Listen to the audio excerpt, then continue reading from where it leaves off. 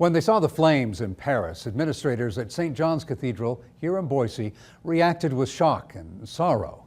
And as CBS 2's Scott Logan tells us, they know it could happen here in Boise as well. He's live in studio. In addition to the same faith, St. John's has two other things in common with Notre Dame.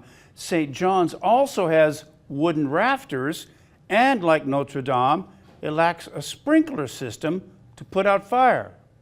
St. John's was built between 1906 and 1921, the same time frame as the Idaho State Capitol, and with the same workers and stone from the same quarry. And yes, the Boise Cathedral has wooden rafters like Notre Dame, and there is no sprinkler system.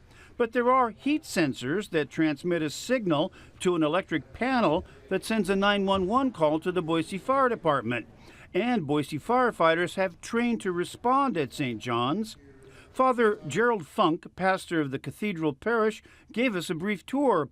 I asked him if one might find symbolism in Notre Dame's fire happening during Holy Week, after Ash Wednesday, and leading up to Easter Sunday, celebrating the resurrection of Jesus.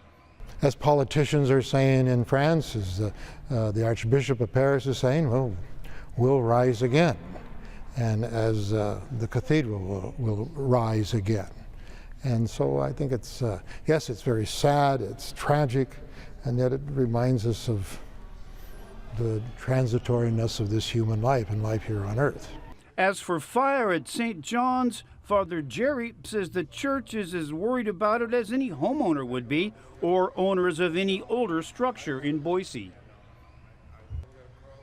By the way, on a historical note, the first Catholic church in Boise, St. Patrick's, was built in 1870. It was dedicated on Christmas Day and burned to the ground 3 weeks later.